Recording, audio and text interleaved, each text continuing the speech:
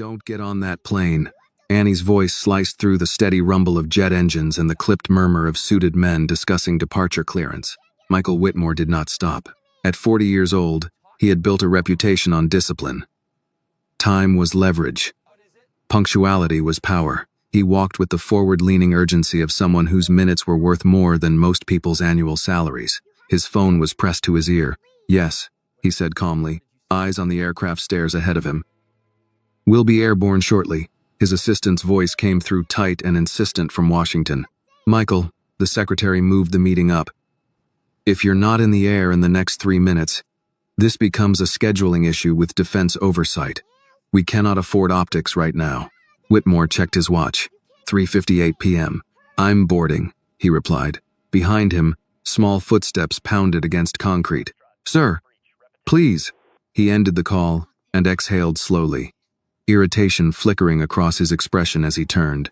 A little girl stood several yards away, braids slightly uneven, oversized sweatshirt sleeves covering half her hands. She looked no older than 6. Security had already noticed her but had not intervened. She didn't look threatening, just misplaced. "You can't be in this area," Whitmore said evenly. Not harsh, not warm, simply factual. "Don't get on that plane," Annie repeated, breathless. Whitmore gave the kind of polite nod adults reserve for children who believe they've discovered something important. "I appreciate that," he said, turning back toward the stairs. He placed one foot on the first metal step. "They're going to activate it after 10 minutes, she cried. That made him pause, not because he believed her, because of the word activate. His assistant's warning echoed in his mind. "Wheels up, now." He glanced over his shoulder. "What are you talking about?" he asked. Annie's chest rose and fell rapidly. She pointed toward the aircraft. "The pilot," she said. "He was talking on the radio." Whitmore's expression remained skeptical but attentive. He was a cybersecurity expert. He had spent half his career teaching executives not to dismiss anomalies outright. "What did he say?" he asked. Annie swallowed, then spoke in Russian, clear, fluid, precise. "Когда самолет будет в воздухе 10 минут активируем." Whitmore's foot slowly came off the stair. The engines hummed steadily behind him. She continued, eyes locked on his. "Пассажиров уже перевели. Он будет один. The passengers have already been moved. He will be alone." Whitmore stared at her. "You speak Russian?" he asked in Russian. Her face brightened with urgency. She answered in the same language. "Duh. Yes. How?" he asked, switching back to English. "I sit with my grandma at the cafe every day," she said quickly. "Lots of Russian pilots stop there. They talk. They think I don't understand. I listen." It was plausible. Chicago's executive aviation corridor served international charter routes. Russian crews rotated through more often than most people realized. Whitmore studied her carefully. There was no hesitation in her grammar, no guessing. "Say it again," he said quietly. She repeated the first sentence in Russian without stumbling. 10 minutes in the air, we activate." His gaze shifted slowly toward the cockpit. From this angle, he could see the captain's silhouette behind the tinted glass. The man appeared to be adjusting something near the console. Whitmore's assistant called again. He declined the call. "Who else heard this?" he asked Annie. "No one," she said. "I was near the maintenance hallway. He had your picture." Whitmore's jaw tightened. "My picture?" She nodded rapidly. He took it out of his jacket. "And they said if you survive, there's a second plan." Second plan. That phrase settled heavily in his mind. He had learned long ago that real threats did not announce themselves dramatically. They embedded themselves in routine. He looked at the aircraft more carefully now. Something was off. There were fewer ground technicians around the rear service panel than normal. Standard departure protocol required visible clearance checks. Today, the perimeter looked sparse. He turned back to Annie. "Point to him," he said calmly. She lifted her small hand and pointed directly toward the cockpit window. "There." Whitmore switched back to Russian and raised his voice slightly. "Капитан, выйдите, пожалуйста." "Captain, step out, please." There was a delay, a subtle one, but noticeable. Whitmore felt the shift in the air around him. His security chief leaned closer. "Sir." Whitmore did not take his eyes off the aircraft. "When did you hear this?" he asked Annie. "Just now." In the hallway, the captain finally appeared at the top of the stairs. He looked composed. Too composed. Whitmore's instincts, sharpened by years of risk assessment, aligned with what the little girl had said. 10 minutes. Activate. Passengers moved. Alone. He stepped completely away from the stairway. Hold departure, he said quietly to his security chief. Sir, we're cleared for hold departure. The tone left no room for debate. He crouched slightly so he was closer to Annie's height. You're certain about the words? He asked in Russian. She nodded firmly. Очень уверена. Very certain. Whitmore stood. Ground control, he ordered. Lock down the aircraft. No one boards. No one disembarks without clearance. The engines continued to hum, but the rhythm of the moment had changed. His assistant's phone call buzzed again in his pocket. He ignored it. For the first time that afternoon, Michael Whitmore did not see a child out of place in a restricted zone.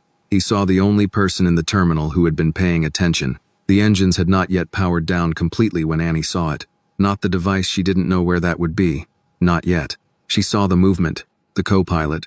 He emerged from the side stair hatch instead of the main cockpit steps, moving quickly along the far edge of the fuselage, head slightly lowered, one hand gripping a small black flight bag too tightly. Everyone else's attention was on the captain standing stiffly near Michael Whitmore. Everyone except Annie. Her small fingers tightened around Whitmore's hand.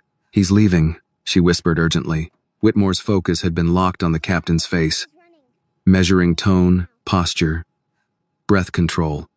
But Annie's voice cut through the analysis. Who? He asked without turning.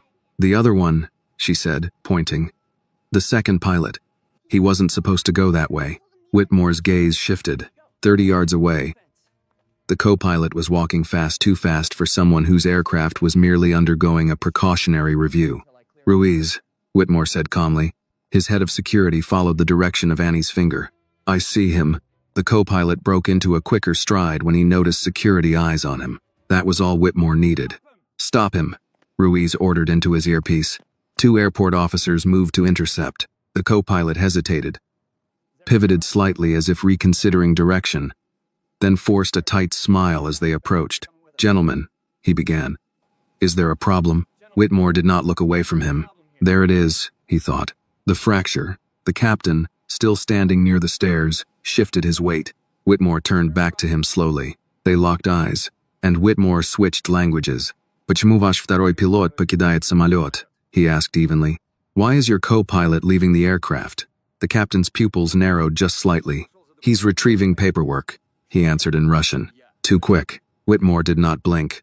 Показывайте, he replied.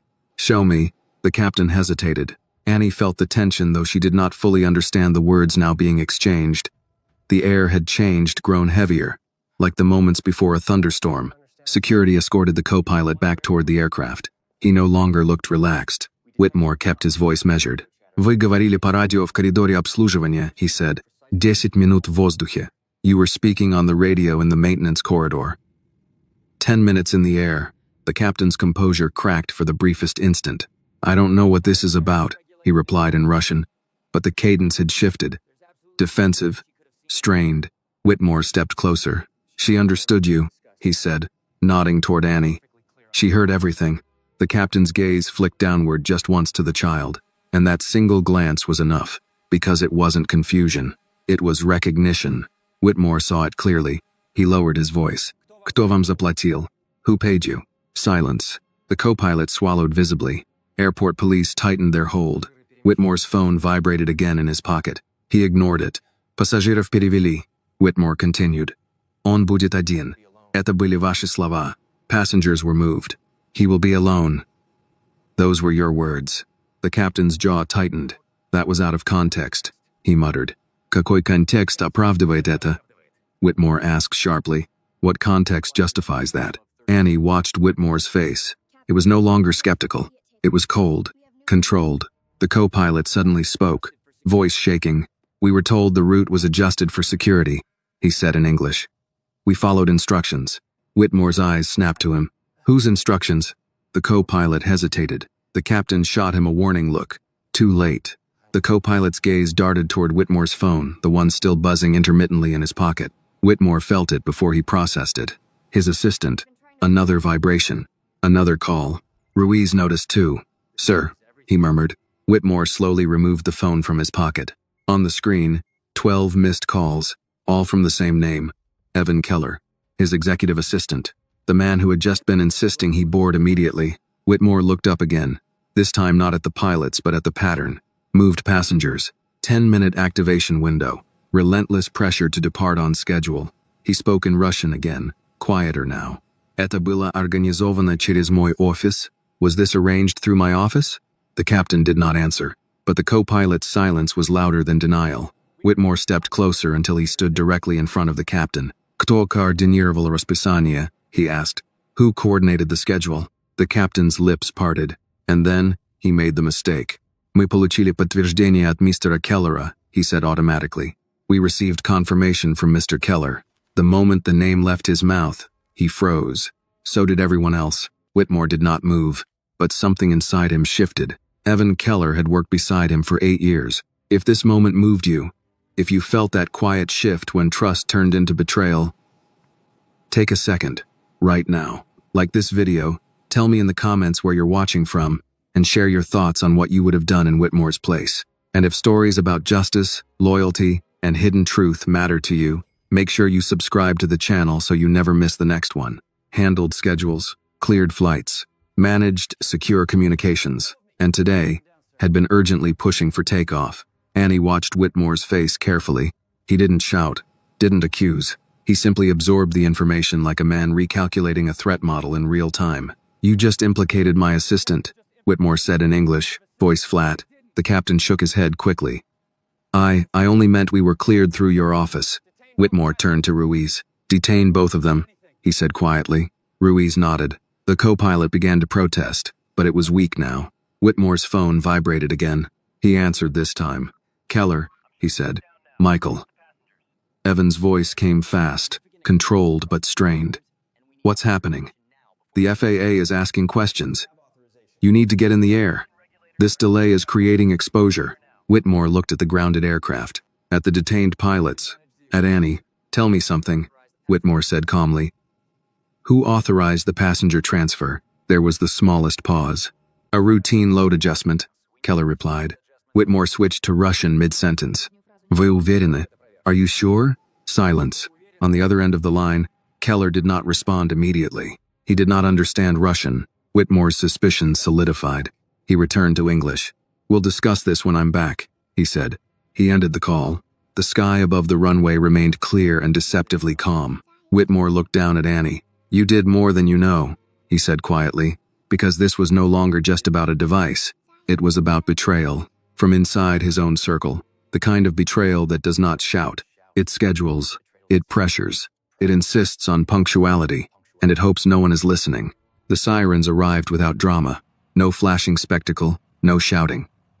Just the steady authority of federal response vehicles rolling across polished concrete toward the private hangar. Michael Whitmore stood still as TSA agents secured the aircraft perimeter, and airport police escorted both pilots away. The captain's composure had fully dissolved now. The co-pilot avoided eye contact entirely. Annie remained beside Whitmore, her small hand no longer gripping his, but hovering close as if unsure whether she still needed to hold on. Ruiz approached quietly. FBI's en route. Bomb Squad 2. Whitmore nodded. He watched technicians wheel a containment cart toward the open service panel beneath the fuselage. The device inside was no longer hypothetical. It was real, physical, cold, 10 minutes in the air. Activate.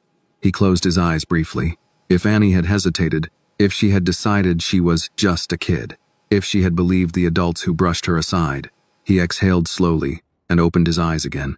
Across the tarmac, the co-pilot stumbled slightly as officers guided him forward. Sir, Ruiz added in a lower tone, we're pulling airport surveillance from the maintenance corridor. Whitmore's jaw tightened. Do it. Annie shifted her weight. Am I in trouble? She asked softly. Whitmore looked down at her. No, he said immediately. You're the reason we're all standing here. She absorbed that quietly. For 6 years, most rooms had treated her as background noise. A child at a cafe counter. A pair of listening ears no one accounted for. Now federal agents were stepping around her carefully. An unmarked black SUV rolled to a stop near the aircraft. 2 FBI agents stepped out mid-40s, composed, practical suits, the kind of men who had seen enough human weakness not to be surprised by it anymore. Special Agent Marcus Hale introduced himself with a brief nod. Mr. Whitmore, Hale. They shook hands quickly. We've secured both pilots, Hale said. Explosive Ordnance Team is assessing the device. Whitmore gestured toward Annie. She heard the coordination. Hale's eyes softened slightly as he crouched to Annie's level. You're Annie? He asked. She nodded. Can you tell me what you heard? She repeated it again, steady now. The Russian phrases, the timing, the mention of passenger transfer. The second plan. Hale listened carefully. Did you recognize either voice? He asked. The first one was the captain, she said. The second one I didn't see. Hale nodded. That's very brave. Annie glanced up at Whitmore, as if checking whether that word fit. Whitmore felt something tighten in his chest. He had built a career on anticipating sophisticated threats, state actors, cyber warfare, encrypted sabotage. He had not anticipated that the first crack in today's plot would come from a 6-year-old sitting behind a grilled cheese counter. Ruiz approached again, holding a tablet. Sir. Surveillance from the corridor. Whitmore stepped aside with him. The grainy footage showed the captain speaking into a handheld radio near the maintenance door. The co-pilot stood nearby. After a moment, a third figure entered the frame, briefly back-turned, face partially obscured. Whitmore froze. He knew that posture, the stance, the angle of the shoulders. Evan Keller, his assistant, the man who had handled every schedule clearance for nearly a decade. Whitmore's face did not change, but Ruiz saw the recognition. Sir? Whitmore kept his voice level. Send that to Agent Hale. Ruiz nodded. Whitmore turned back toward the aircraft. The bomb squad technician emerged from beneath the fuselage. It's live, the technician confirmed. Remote detonation trigger configured to altitude threshold. Altitude threshold. Exactly as Annie had said. Whitmore felt a cold wave move through him, not fear, but clarity. Keller's urgency to depart. Passenger transfers arranged quietly through the executive office. Pilots referencing confirmation from Mr. Keller. And now surveillance placing Keller near the maintenance corridor. The betrayal was no longer abstract. It was structured. He stepped away from the noise and called Keller again. The line connected immediately. Michael, Keller said, voice controlled but slightly strained. The agencies are escalating this unnecessarily. We need to manage optics. Whitmore looked across the tarmac where FBI agents were placing evidence markers. Evan, he said evenly, why were you in the maintenance corridor 20 minutes ago? There was silence. A long one. I wasn't, Keller replied carefully. Whitmore switched briefly into Russian, a reflex now when testing for hesitation. Vous uверены? Are you certain? Keller didn't understand. What? Keller asked. Whitmore returned to English. I have footage, he said. Another pause. Then Keller tried a different tactic. Michael, listen to me. You're under pressure right now. Let's not make assumptions. Did you authorize passenger transfers? Whitmore interrupted.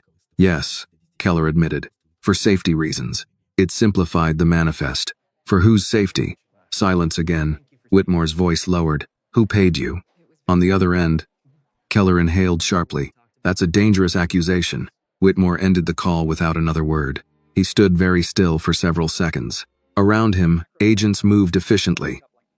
The device was being secured inside a blast-resistant container. The pilots were read their rights. Statements were being taken. Annie watched it all quietly. She walked closer. Is it over? She asked. Whitmore looked down at her. No, he said honestly. But it stopped. He crouched again, eye level. You didn't just save a flight, he told her. You exposed something much bigger. She frowned slightly. I just listened, she said. Whitmore almost smiled. Listening. In boardrooms, people spoke over each other. In negotiations, everyone tried to dominate the room. But today, the smallest person had simply listened. Agent Hale approached again. We're issuing a warrant for Keller, he said quietly, based on coordination evidence and financial anomalies tied to a defense competitor. Whitmore nodded. It was unfolding faster than he expected, but not faster than it could have ended. He looked once more at the aircraft. White fuselage, clean lines, a machine built for altitude. 10 minutes. That was all it would have taken. He straightened and turned to Annie. Let's go find your grandmother, he said, because there was something he needed to say to a woman who had raised a child capable of interrupting a billionaire's schedule to tell the truth. And for the first time in years, Michael Whitmore felt something unfamiliar pressing against his carefully constructed composure. Not anger, not strategy, Gratitude. Martha Johnson was wiping down the counter for the third time in 10 minutes when she saw the flashing lights through the glass wall of the terminal. Not frantic lights, controlled ones. Still, her stomach dropped. Airports did not attract quiet emergencies. She stepped away from the register and craned her neck toward the private aviation wing. Uniformed officers moved with purposeful speed. A small crowd had formed at a respectful distance. "Lord, please," she murmured under her breath. Annie had gone to find a pen. That had been 15 minutes ago. Martha dried her hands on her apron and stepped out from behind the counter. "Can you watch the register?" she asked the newsstand clerk. The woman nodded, eyes also fixed on the scene unfolding across the terminal. Martha walked quickly, faster than her knees preferred, toward the security barrier separating public space from the executive tarmac. An officer blocked her gently. "Ma'am, this area is temporarily restricted. My granddaughter is back there," Martha said, trying to keep her voice steady. "She's 6. Annie Johnson. She was just here." Before the officer could respond, a familiar, deep voice carried across the terminal. "She's with me." Michael Whitmore stepped into view, Annie walking beside him. Martha froze. Even if she had never watched financial news, she would have recognized him. His face appeared on magazine covers and airport televisions often enough, but she wasn't looking at him. She was looking at Annie. Martha dropped to her knees and pulled the girl into a tight embrace. "Annie Louise Johnson," she whispered fiercely. "You do not run off like that." Annie buried her face into her grandmother's shoulder. "I'm sorry," she said. "I had to." Martha pulled back slightly and looked at her granddaughter's face. No tears, just seriousness. Then she looked up at Whitmore. "Sir," she began cautiously. Whitmore inclined his head. "Mrs. Johnson," he said. Her eyebrows lifted slightly. He knew her name. "She saved my life," he added calmly. Martha blinked. "I beg your pardon?" Whitmore did not dramatize it. "There was an explosive device attached to my aircraft," he said. "Your granddaughter overheard the coordination in Russian and warned me before takeoff." The words seemed to hang in the air between them. Martha looked at Annie again, searching her face. "You understood them?" she asked softly. Annie nodded. "They talk at the cafe all the time," she said. "The Russian crews. They think I'm just coloring." Martha exhaled slowly. She had always known Annie listened more than people realized. The airport cafe had become their classroom in unexpected ways. Pilots, mechanics, businessmen from Moscow and St. Petersburg passed through weekly. Annie absorbed languages the way other children absorbed cartoons. Whitmore watched the exchange quietly. Around them, FBI agents continued their work. The aircraft was being towed away from the gate. The pilots were no longer visible. "Mrs. Johnson," Whitmore said carefully, "I owe your granddaughter more than gratitude." Martha stood slowly. "Sir, with respect, she just told the truth." Whitmore's expression shifted slightly. "Yes," he said, "and that is rarer than it should be." Agent Hale approached and handed Whitmore a tablet. "Keller's been detained," Hale said quietly. "Financial records show offshore transfers tied to one of your competitors." He coordinated the flight manifest adjustment and pressured for immediate departure. Whitmore nodded once. Betrayal confirmed. He did not show anger. Not here. Not in front of Annie. Martha watched the exchange carefully. "You trusted him," she said softly. Whitmore met her eyes. "For 8 years."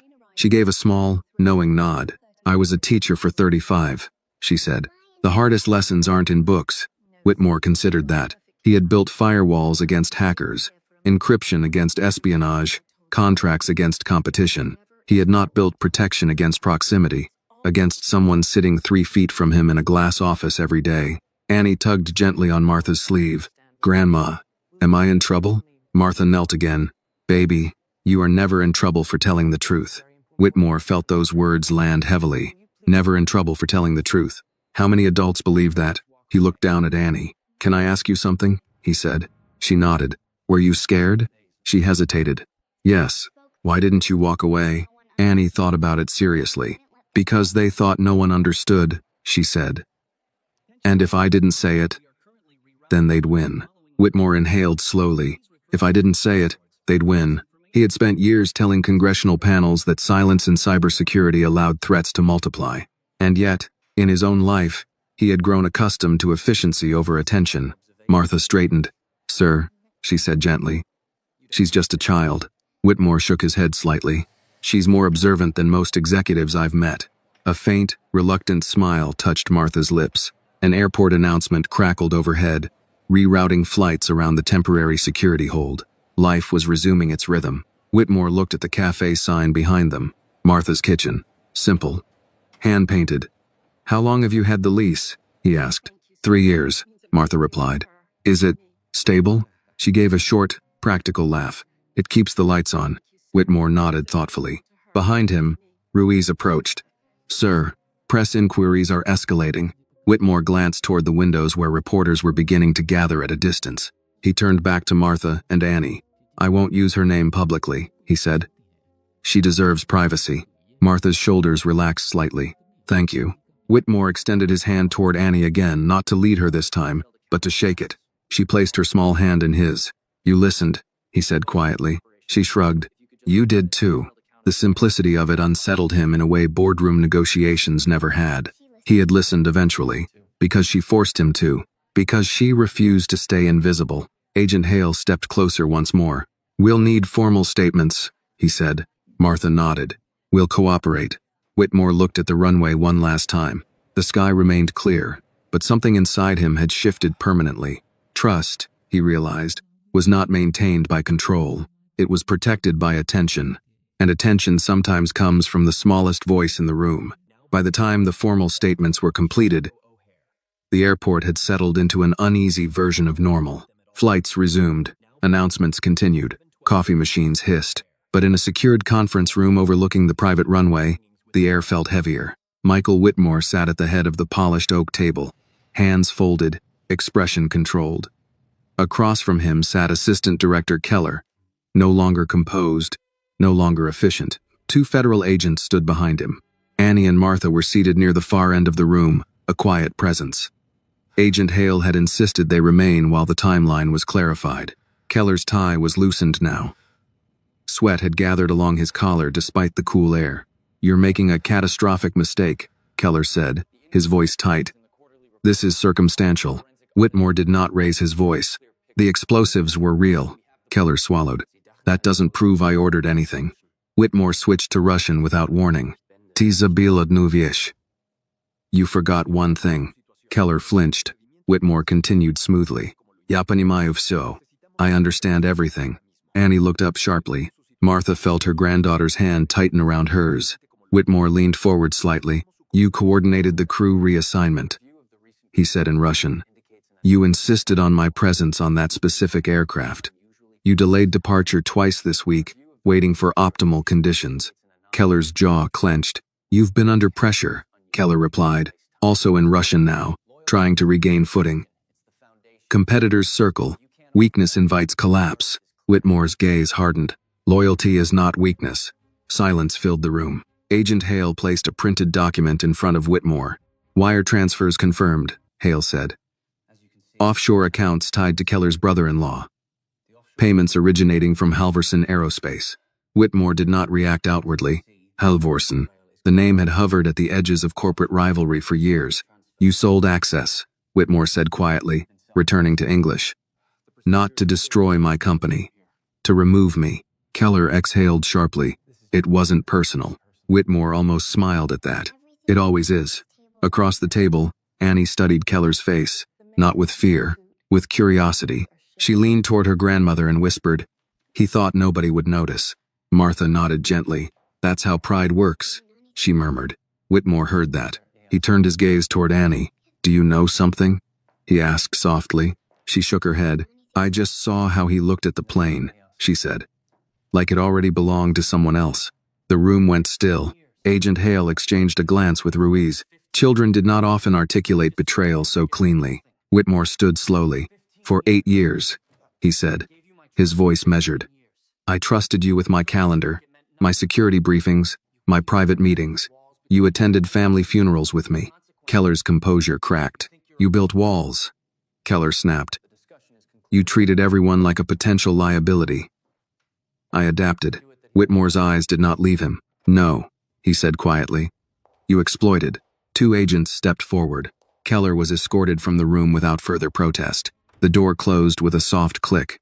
Silence lingered. Whitmore remained standing for a long moment. Then he turned toward Annie and Martha. "I owe you transparency," he said.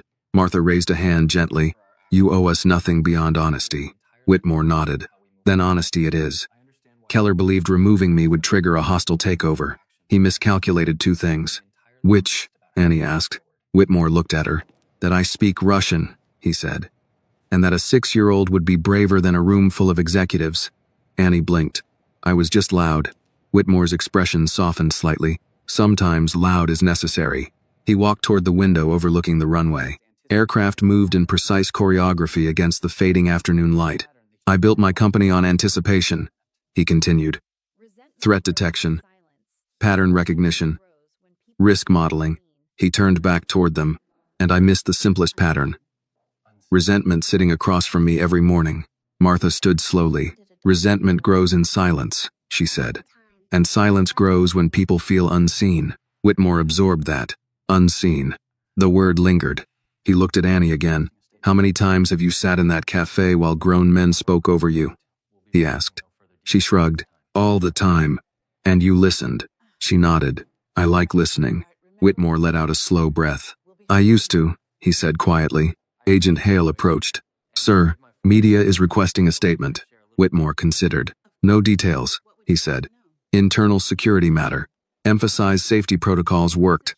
Hale nodded and left. Martha gathered her purse. We should get back, she said gently.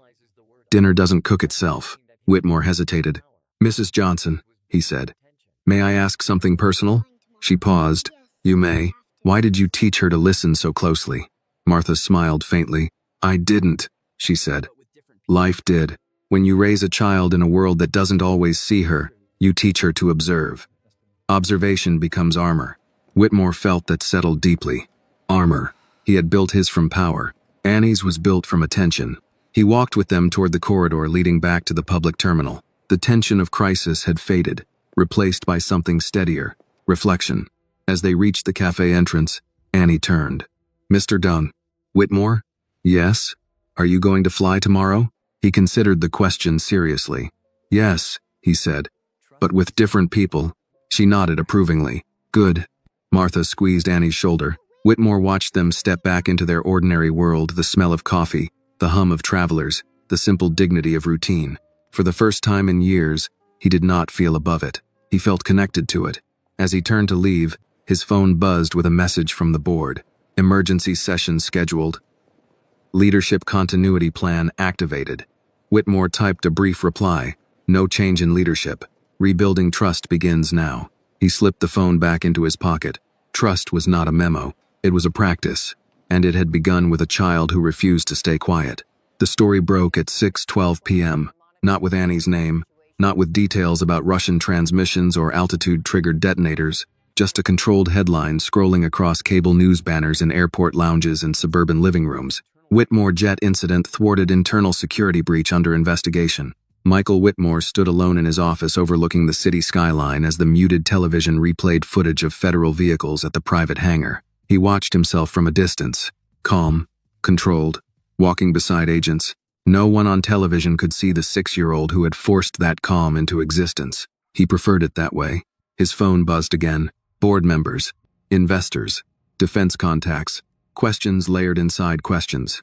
But one message stood out. From Martha Johnson. We're closing early tonight. Annie is tired. Thank you for protecting her name. Whitmore read it twice. Protecting her name. He had spent decades protecting his own reputation like a fortress. Tonight, he felt more protective of something far smaller. He replied simply, She protected mine first. Across town, in a modest apartment above a grocery store, Annie sat at the small kitchen table swinging her legs, while Martha stirred a pot of chicken and dumplings. The television was off. Martha preferred quiet after a long day. Annie colored carefully inside the lines of a picture she had drawn, a plane in the sky, but with a small speech bubble near the wing that said, Listen, Grandma, Annie asked softly, Are bad people always close by? Martha set down the spoon and turned off the burner. Sometimes, she said honestly, but so are good ones. Annie considered that. Mr. Whitmore looked sad, she added. Martha walked over and pulled out a chair. When someone you trust breaks that trust, she said gently, it feels like losing something you can't replace. Like when Mama left? Annie asked. Martha's throat tightened, but her voice remained steady. Yes, she said. Like that. Annie nodded slowly. She had been 4 when her mother died from a sudden aneurysm. No warning, no time to prepare. Loss had entered her life early. Perhaps that was why she recognized the look in Whitmore's eyes so quickly.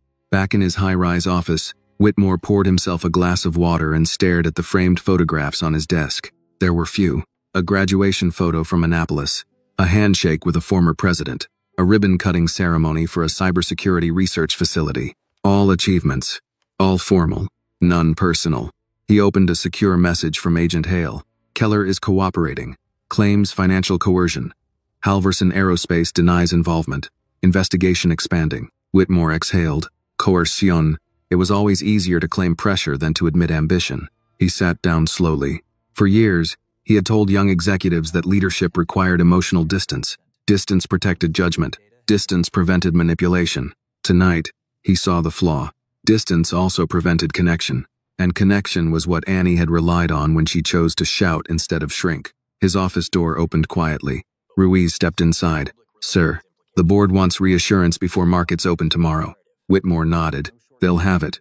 Ruiz hesitated. Sir, you okay? Whitmore looked at him. Ruiz had been with him since his early days in defense contracting. Loyal. Steady.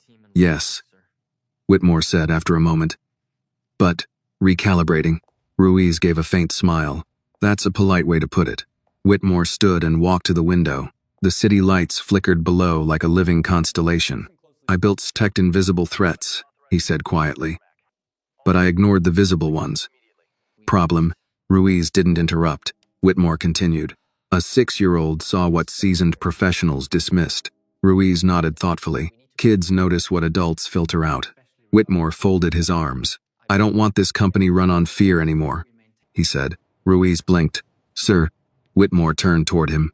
Security isn't control, it's awareness. And awareness requires listening.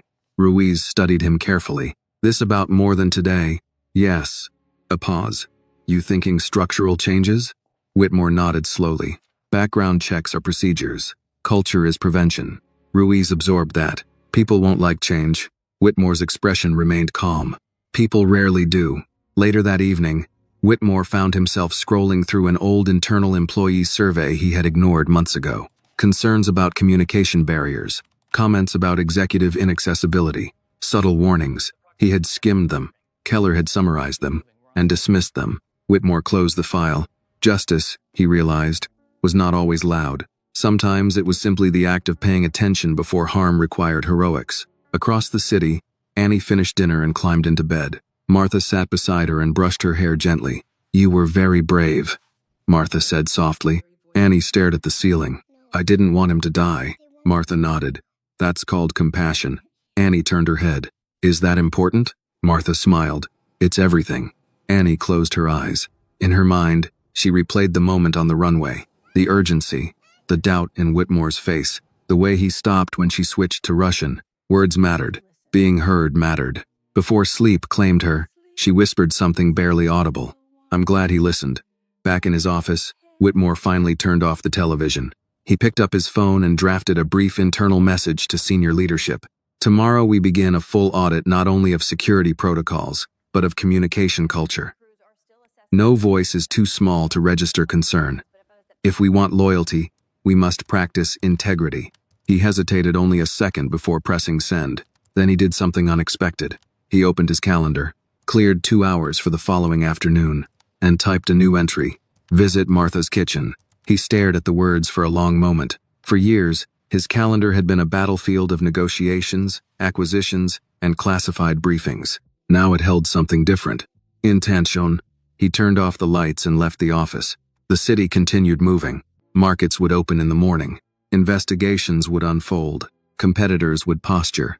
But somewhere in a small apartment, a 6-year-old slept peacefully because she had chosen to speak. And for the first time in a long while, Michael Whitmore felt that perhaps the most powerful security system in the world was not built from algorithms or armed guards. It was built from courage. The next afternoon, Michael Whitmore arrived at the airport without a motorcade. No press. No advanced security sweep beyond the standard rotation Ruiz insisted on maintaining. He walked through the public terminal like any other traveler, navy blazer, open collar, no tie. People recognized him, of course. A few discreet glances. A couple of murmured confirmations, but he kept walking until he reached the small corner cafe tucked between a newsstand and Gate 14, Martha's Kitchen.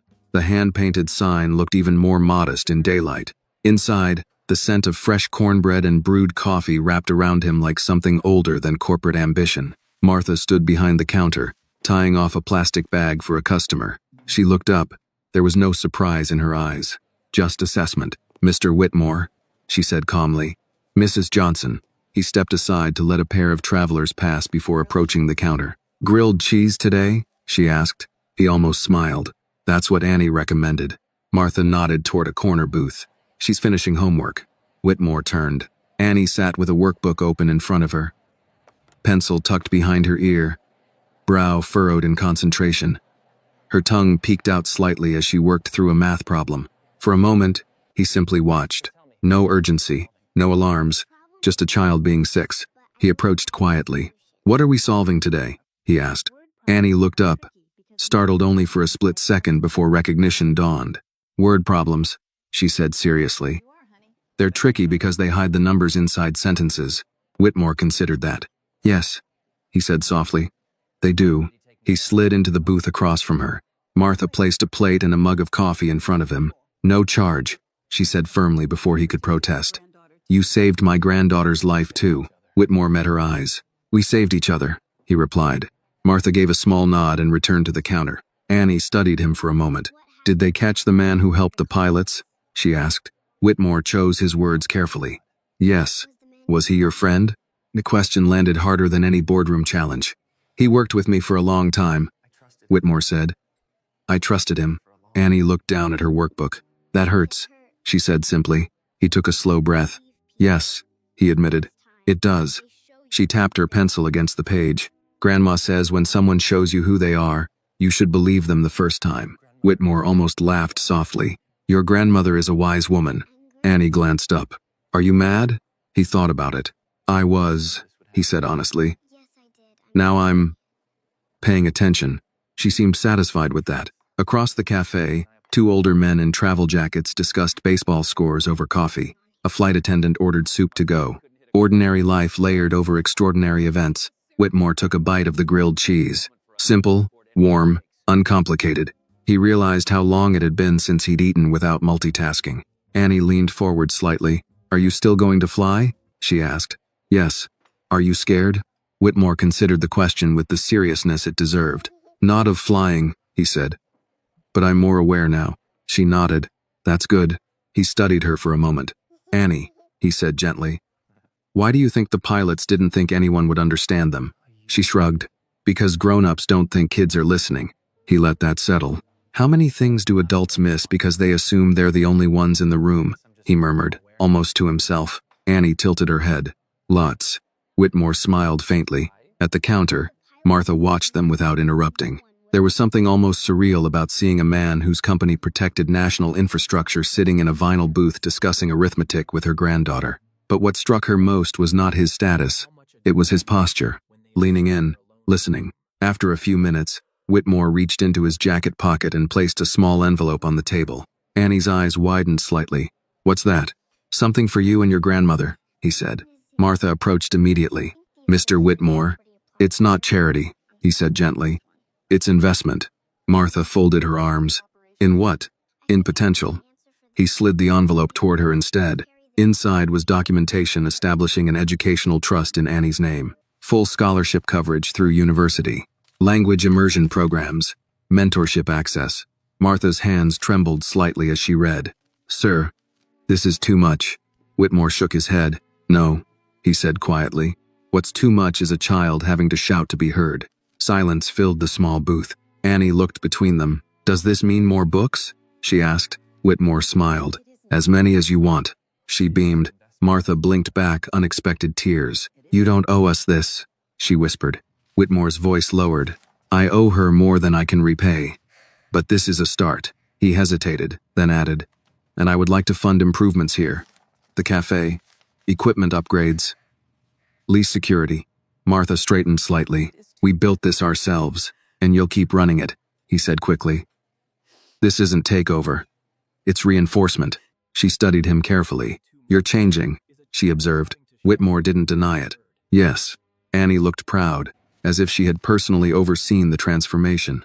Grandma says people can choose who they become, she said. Whitmore met her gaze. She's right. Outside the cafe window, planes taxied along the runway under a pale afternoon sky. Life continued. But inside that small corner of the terminal, something quieter and more powerful was unfolding. Trust, rebuilt not through contracts or surveillance, but through presence. Whitmore finished his coffee and stood. I have a board meeting, he said reluctantly. Annie hopped off the booth seat. Will you come back? He didn't hesitate. Yes. She nodded once, satisfied. As he walked away, Martha called after him. Mr. Whitmore. He turned. Thank you, she said, not for the money, not for the trust, but for something deeper, for listening. Whitmore inclined his head. Thank her, he replied, because sometimes the smallest voice in the room is the one that saves everything. The boardroom on the 42nd floor had always felt like a command center. Glass walls, polished steel, a table long enough to distance disagreement from consequence. Michael Whitmore stood at its head without notes. 12 board members watched him carefully. Some loyal, some cautious, a few calculating. On the screen behind him, a single word appeared. Rebuild. We survived yesterday. Whitmore began evenly. Not because our systems were flawless. Not because our leadership was infallible. We survived because someone outside this room refused to stay silent. A few members shifted slightly. We have spent years investing in technology, he continued. Firewalls, encryption, counterintelligence. But we neglected something fundamental. He paused. Culture. One board member, Harold Benton, cleared his throat. Late 60s, former Navy. Practical. Michael. With respect, this was a targeted betrayal. One individual, we remove the cancer, we move forward. Whitmore met his gaze calmly. Cancer doesn't grow in isolation. Silence followed. He tapped the remote. Employee survey excerpts filled the screen. Anonymous comments about communication barriers. Concerns dismissed. Fear of speaking up. These were submitted 8 months ago, Whitmore said.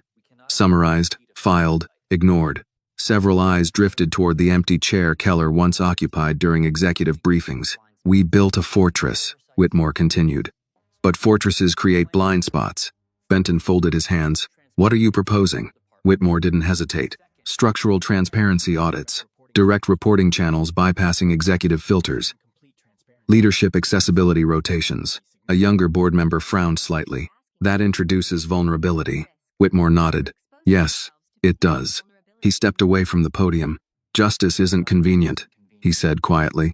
Integrity isn't efficient, but they are durable. The room absorbed that. Across town, Annie sat cross-legged on the floor of the cafe storage room, practicing Russian phrases from a small paperback grammar guide one of the flight attendants had given her months ago. Martha organized supply invoices nearby. Grandma, Annie said, sounding out a phrase carefully. Spravedlivost не всегда громкая. Martha smiled faintly. What does that mean? Justice isn't always loud. Martha leaned against the counter. That's a good sentence. Annie nodded seriously. I think Mr. Whitmore understands that now. Back in the boardroom, Whitmore fielded questions for nearly an hour. Legal exposure, shareholder reassurance, market optics. He answered each calmly, but his tone carried something new. Not defensiveness, conviction. When the session ended, Benton lingered behind. You've changed your footing, Benton observed. Whitmore gathered his folder. I had to. Benton studied him for a moment. Because of the incident? Whitmore shook his head slightly. Because of who stopped it? Benton raised an eyebrow. Whitmore did not elaborate. Some transformations could not be explained in quarterly language. Later that evening, Whitmore returned to his office and found a small package waiting on his desk. No corporate seal, no courier stamp, just a handwritten note attached. For your office. So you remember to listen. Annie. Inside was her drawing. A plane in the sky. A speech bubble near the wing that read, Listen. Whitmore stood still for a long time. Then he removed the graduation photo from the center of his desk and replaced it with Annie's drawing. Not out of sentiment. Out of alignment. His phone buzzed. Agent Hale. Keller has agreed to testify, Hale said. Full cooperation. Halverson executives under federal scrutiny. Whitmore nodded. Good, sir. Hale added. Off the record, Most CEOs would be focused on damage control. Whitmore looked at the drawing again. Damage was controlled, he said. Now we repair. He ended the call and sat down. For years, he had believed leadership required emotional insulation. Now he understood something different. It required moral proximity. Across the city, Martha locked up the cafe for the night. Annie walked beside her, holding her hand. "Grandma," she asked softly, "do you think Mr. Whitmore is lonely?" Martha considered the question. "I think powerful people often are," she said gently. "Why?" "Because they forget how to let others stand close." Annie squeezed her hand. "I think he's learning." Martha smiled. "So do I." The next morning, headlines shifted. Whitmore initiates culture audit following security incident. Commentators debated whether it was strategic repositioning or genuine reform. Whitmore ignored the commentary. Instead, he walked unannounced into a mid-level operations meeting and took a seat at the far end of the table. The room froze. He nodded once. "Continue." For the first time, engineers spoke directly without filtering their concerns through hierarchy. He listened, truly listened, and in that quiet act, something began to recalibrate inside the company. Not fear-based compliance, but cautious trust. That afternoon, he found himself back at the airport not for travel, but for presence. Annie was teaching an elderly Russian mechanic how to pronounce grilled cheese properly. The man laughed heartily, repeating the phrase with thick accent. Whitmore watched from a distance before approaching. "You're expanding diplomatic relations," he remarked lightly. Annie grinned. "He says I roll my R's better than him." Whitmore chuckled softly. "That's high praise." Martha handed him a cup of coffee. "You didn't have to come today," she said. "Yes," he replied simply. "I did." He looked around the small cafe. Travelers from different backgrounds sharing tables, voices layered in multiple languages.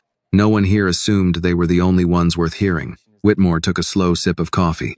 In boardrooms, people measured power by control. Here, power looked different. It looked like connection. And as Annie animatedly corrected the mechanic's pronunciation again, Whitmore realized something profound. The world did not need louder leaders. It needed leaders who listened before the explosion. The first subpoena hit the news cycle on a Monday morning.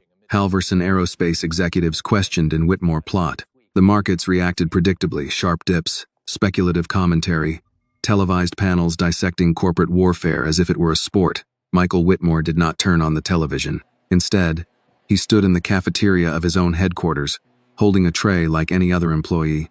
Conversations quieted when he entered. He felt it, the subtle shift in air, authority walking into ordinary space. He chose a table near the middle of the room, not the corner, not the executive alcove behind glass. After a moment's hesitation, two mid-level analysts approached. "Sir," one of them said carefully. "May we?" Whitmore gestured to the seats. "Please." They sat. For a few seconds, no one spoke. Then the younger analyst cleared her throat. "We wanted to say, thank you, for the reporting channel." Whitmore nodded once. "You used it." "Yes, sir." "And?" She exchanged a glance with her colleague. "It works." Whitmore leaned back slightly. "Then keep using it." Across town, Annie was carefully arranging paper napkins into precise squares at the cafe counter. Martha watched her with mild amusement. "You don't have to fold everyone perfectly," she said.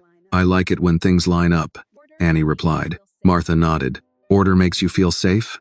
Annie considered that. "Yes." The airport televisions above the gate area replayed footage of federal agents escorting executives into black SUVs. Annie glanced up briefly. "Is that the other bad company?" she asked. "Yes," Martha said calmly. "It is." Annie went back to her napkins. "Do they feel scared like Mr. Whitmore did?" Martha paused. "Probably."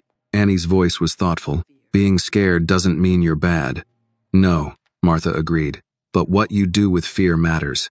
Back in his office, Whitmore met with Agent Hale again. The investigation had deepened.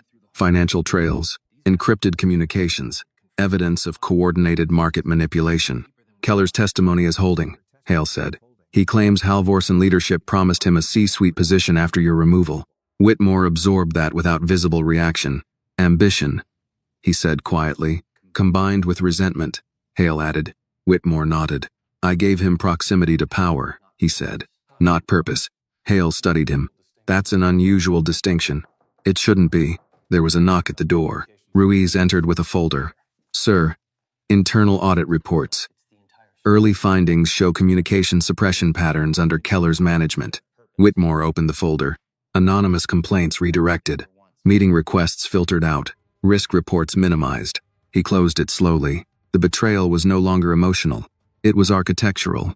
That evening, Whitmore drove himself to the airport again. No driver. No press. The cafe was quieter than usual.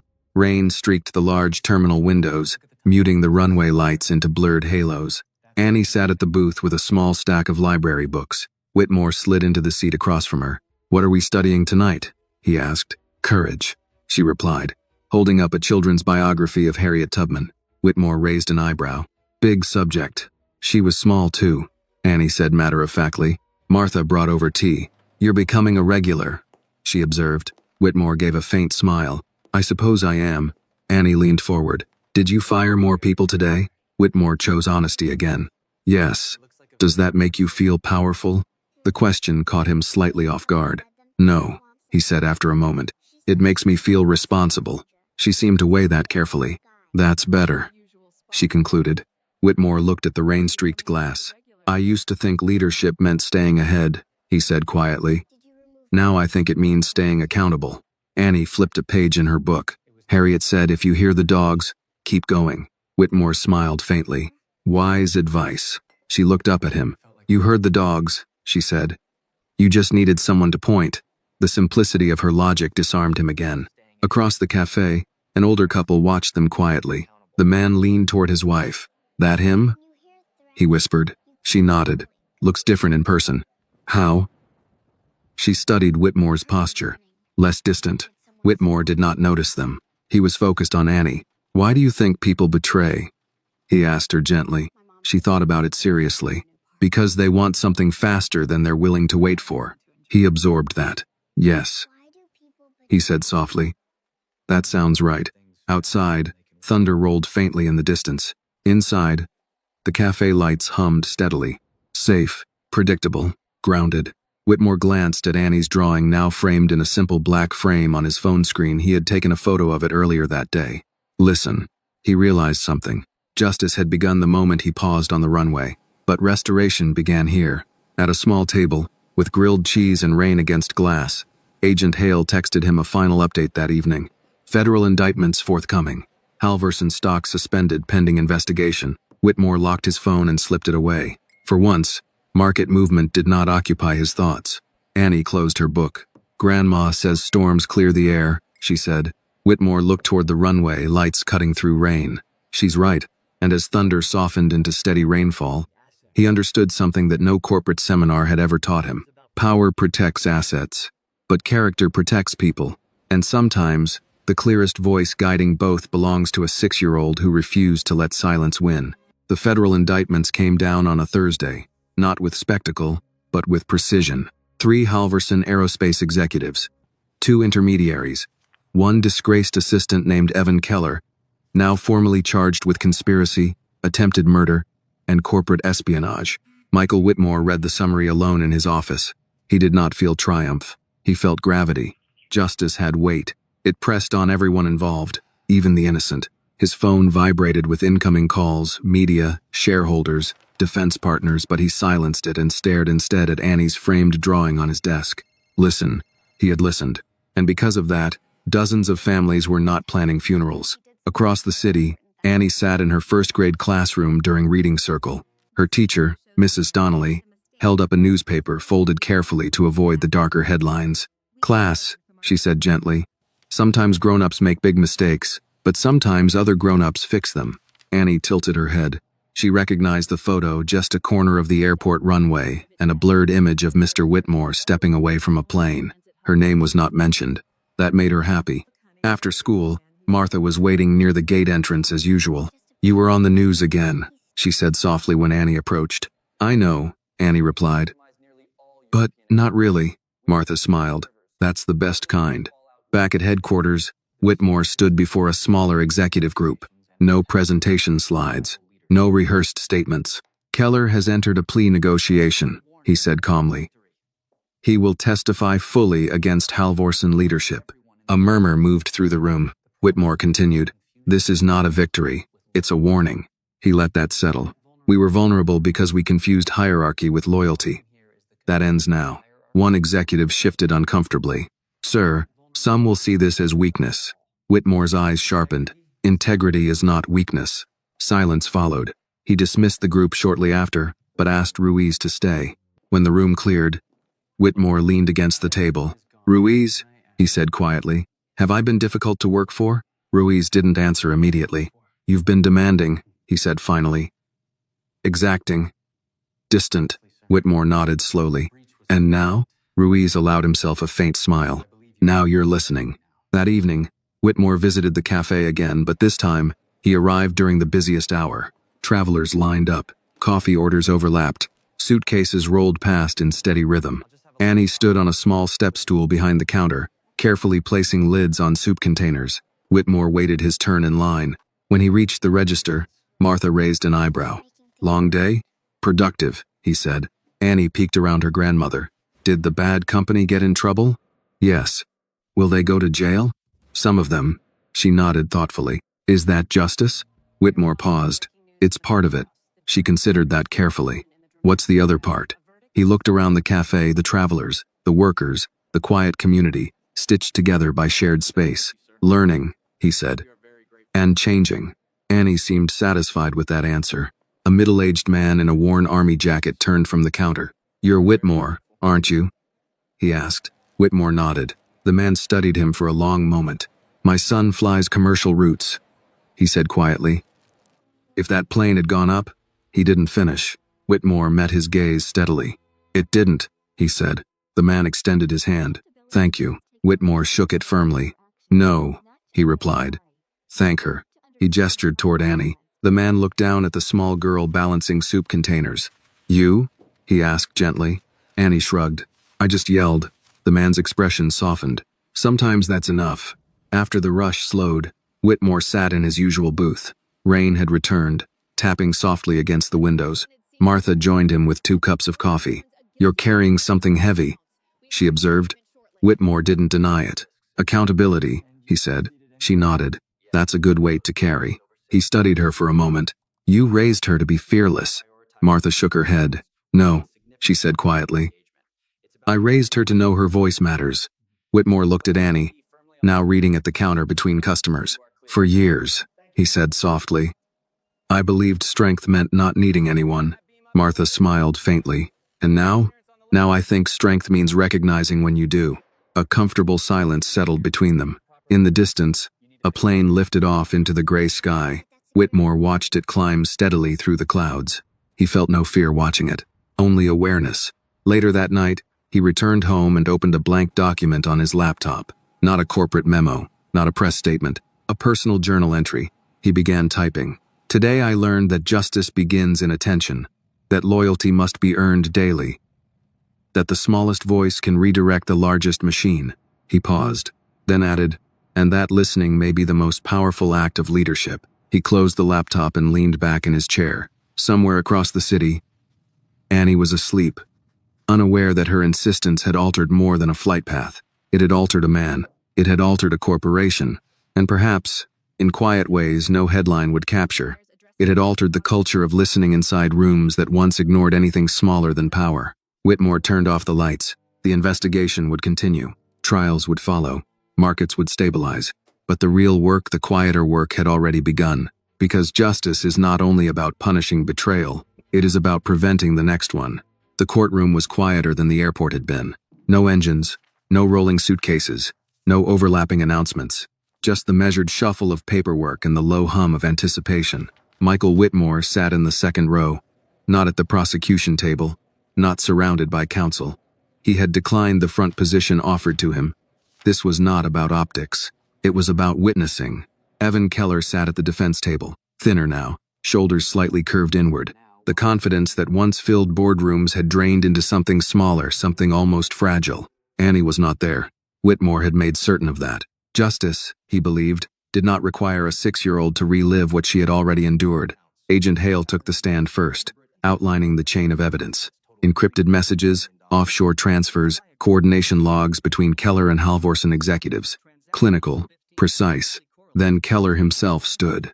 His voice lacked its former polish. I believed Keller said, staring somewhere above the jury's heads. That Mr. Whitmore had built something too rigid, too centered on himself. I thought the company needed different leadership. The prosecutor didn't blink. So you planted a bomb? Keller swallowed. I didn't build it, but you facilitated it. A pause. Yes. Whitmore felt no surge of anger, only a quiet recognition of how ambition, once untethered from principle, corrodes everything it touches. Later, outside the courthouse, reporters clustered along barricades. Whitmore stepped briefly toward the microphones. I will not comment on sentencing, he said calmly. I will say this corporate rivalry must never cross into human harm. Accountability is not revenge. It is responsibility. He stepped away before more questions could follow.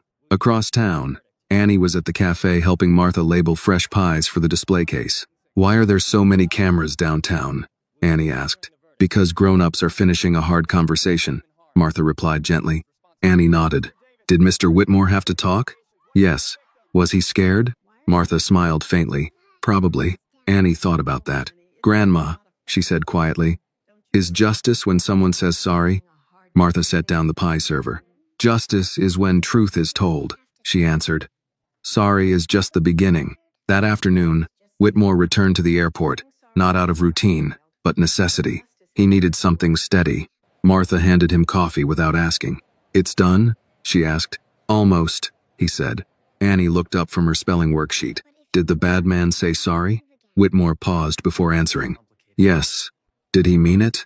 He considered Keller's expression on the stand. I don't know, he admitted. Sometimes people don't understand what they've broken until it's too late. Annie frowned slightly. That's sad. It is. She tapped her pencil thoughtfully. But you're still here. Whitmore smiled faintly. Yes, he said. I am. A pair of older travelers seated nearby were discussing the trial in hushed tones. Corporate greed, one muttered. World's gotten colder, the other replied. Whitmore heard them. He didn't interrupt. Instead, he looked at Annie. Do you think people are mostly good? He asked her quietly. She didn't hesitate. Yes. Even the bad ones? She tilted her head. They just forget. Martha watched him absorb that. For a man trained to analyze threat matrices and strategic vulnerabilities, the simplicity of Annie's worldview might have seemed naive once. Now it felt clarifying. Later that evening, the verdict was announced. Guilty. Conspiracy. Attempted murder. Corporate sabotage. Sentencing would follow in weeks. Whitmore read the alert on his phone while sitting in the cafe booth.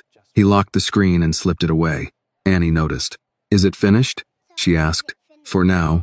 She slid out of the booth and walked around the table without a word. Then she hugged him. Not tentative. Not formal. Just certain. Whitmore stiffened for half a second, an old reflex, before allowing his arms to close gently around her small shoulders. He felt it again. That crack in his chest. The place where distance used to live. Grandma says people can change, Annie murmured against his jacket. Whitmore swallowed. I hope so, he said quietly. Martha turned away politely, giving them privacy. Outside the terminal windows, dusk settled over the runway in soft amber light. Planes continued to depart. Passengers continued to arrive. Life did not pause for verdicts, but something inside Whitmore had settled. Not satisfaction. Resolution. Justice had been spoken in a courtroom, but transformation had begun on a runway when a child chose to shout. As Annie returned to her seat, she picked up her pencil again. I have spelling words tomorrow, she said matter-of-factly. Whitmore smiled. What's the hardest one? Responsibility. He nodded slowly. That's an important word. She grinned. I can spell it. He believed her, because she had already lived it. As the cafe lights glowed warmer against the fading evening sky, Whitmore realized something quietly profound. The trial had concluded a chapter of accountability, but the deeper work, the daily, patient work of listening, of choosing integrity over ego, would continue long after headlines faded, and he intended to continue it. Not because he owed the public, not because he feared competition, but because a 6-year-old had reminded him that justice is not just something enforced by courts, it is something practiced by people. Sentencing day arrived under a pale winter sky. Snow clung to the courthouse steps in thin, stubborn patches, refusing to melt despite the salt scattered across the concrete. Reporters gathered again, though fewer this time. The drama had cooled, the headlines had moved on. Michael Whitmore entered through a side door. He had considered not attending. Justice would proceed without him. But leadership, he had learned, sometimes meant showing up not to speak, not to dominate the frame, but to acknowledge weight. Inside the courtroom, Evan Keller stood straighter than before. Not defiant, not broken, simply aware. The judge's voice was steady, deliberate. Ambition does not excuse violence. Corporate rivalry does not justify murder. The sentence was substantial. Years, not months. A ripple of murmurs passed through the gallery. Whitmore did not react outwardly. He watched Keller nod once, just once, before being led away. No eye contact, no final exchange. Closure, Whitmore realized, rarely arrives with music swelling in the background. It arrives quietly. Across town, Annie was at school, presenting her show-and-tell project. She held up a small poster board with carefully written words in both English and Russian. Listen slushai. Mrs. Donnelly smiled gently. And why did you choose that word, Annie? Annie shifted her weight. Because listening can stop bad things before they start. The classroom fell unusually quiet. Children understood more than adults often gave them credit for. Later that afternoon, Whitmore arrived at the cafe carrying no briefcase. Just himself. Martha saw it immediately. It's finished, she said softly. Yes. She studied his face. You don't look relieved. He considered that. I feel responsible to do better. Martha nodded. That's a healthy feeling. Annie ran from the booth toward him. I got an A on my spelling test. Whitmore smiled. Let me guess. Responsibility? She grinned proudly. Responsibility.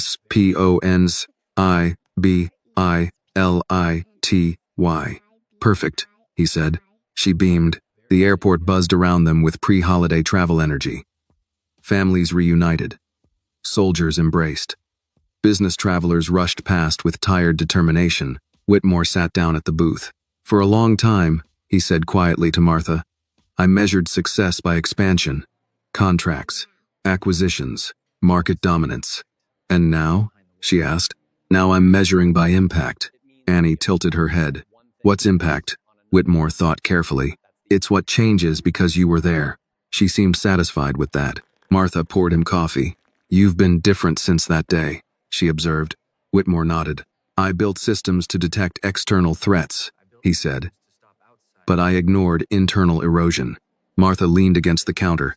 Trust doesn't collapse all at once, she said. It erodes quietly. He looked at Annie, now carefully drawing a new picture. What are you working on? He asked. A building, she said. What kind?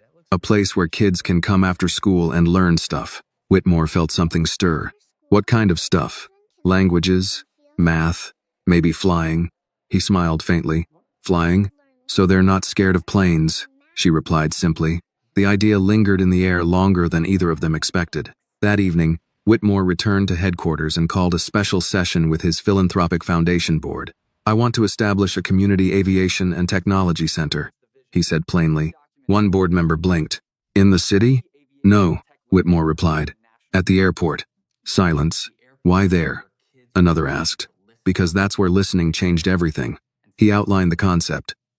After-school programs, language classes, STEM workshops, mentorship for children from working-class families, not branded with his name, not a publicity monument, a functional place, a steady place. The vote passed unanimously. Back at the cafe, Annie finished her drawing and slid it across the table to Martha. The building had big windows, and above the door, in bold letters, it read, The Listening Center. Martha smiled. That's a fine name. Annie looked up as Whitmore's text buzzed on Martha's phone. He sent a single photo, architectural sketches already in progress. Martha showed Annie. Her eyes widened. Is that real? Martha nodded slowly.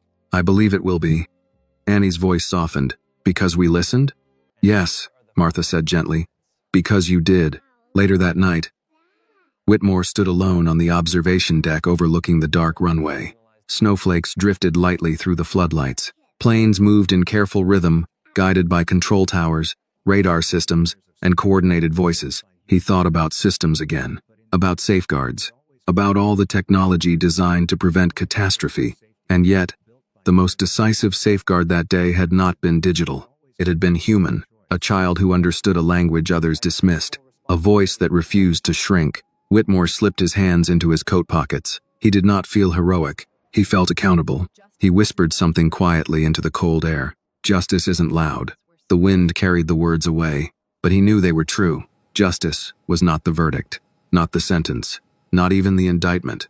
Justice had been the pause, the moment he chose to turn when a small voice called out, and as snow settled softly over the sleeping runway, Michael Whitmore understood something with clarity that no courtroom could provide. Power may command attention, but listening commands trust. Construction began in early spring, not with fanfare, not with ribbon cuttings or press releases, just the steady rhythm of trucks arriving before dawn, steel beams rising against a pale sky, and the smell of fresh lumber mixing with jet fuel drifting across the runway.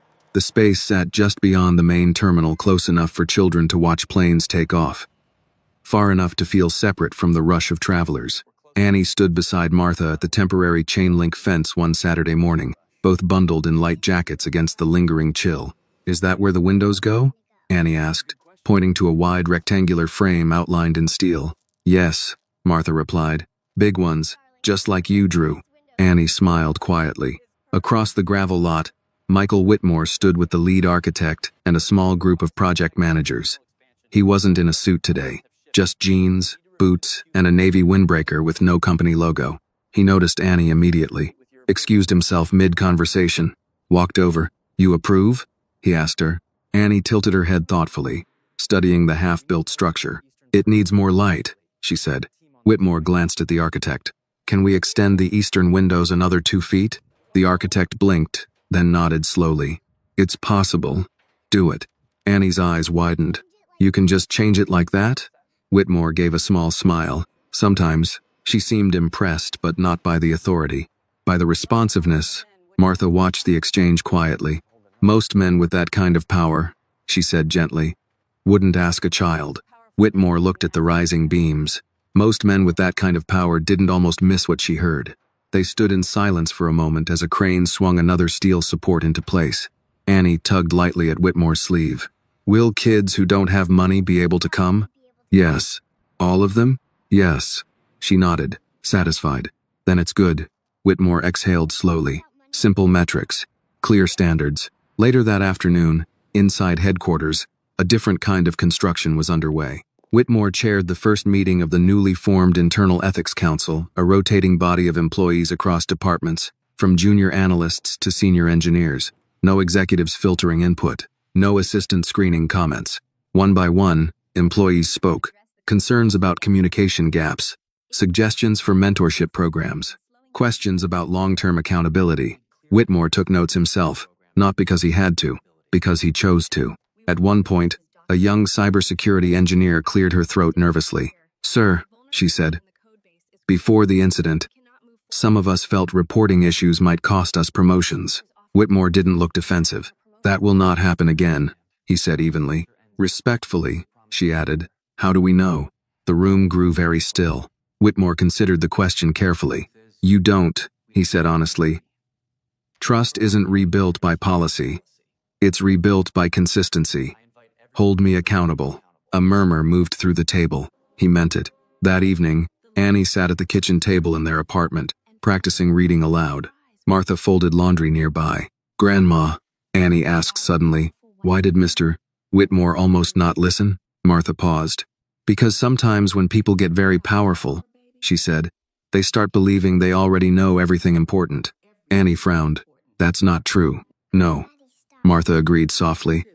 "It's not." Annie looked down at her book again. "I'm glad he stopped." "So am I." At the construction site the following week, a small sign appeared at the entrance. Community Aviation and Technology Center. Below it, in smaller letters, "Listening changes everything." Whitmore had hesitated before approving the phrase. It felt personal, but personal was precisely the point. He stood with Ruiz near the fence as workers installed the signage. "Media's starting to pick up on this," Ruiz said quietly. Whitmore nodded. "Let them. Some are calling it reputation management." Whitmore didn't flinch. "Reputation follows action, not the other way around." Ruiz studied him for a moment. "You're not the same man I worked for 2 months ago." Whitmore's gaze remained on the building. "I hope not." Across the lot, Annie and a group of airport workers' children were playing tag between stacked pallets under supervised watch. Their laughter cut through the steady grind of machinery. Whitmore watched them carefully. That sound unfiltered joy felt like the clearest measure of whether this center mattered. He turned to Ruiz. "We focus too much on defense," he said quietly. "Not enough on opportunity." Ruiz nodded. "Defense keeps threats out," Whitmore continued. "Opportunity keeps resentment from growing." Ruiz smiled faintly. "That's a new strategy." "It's an old one," Whitmore corrected gently. "I just forgot it." Later that evening, as the sun dipped low and painted the unfinished steel beams gold, Annie climbed onto one of the safe concrete blocks near the fence. "Mr. Whitmore," she called.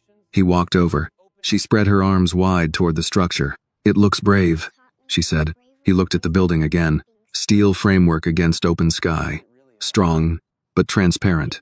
"That's what we're aiming for," he replied. She nodded thoughtfully.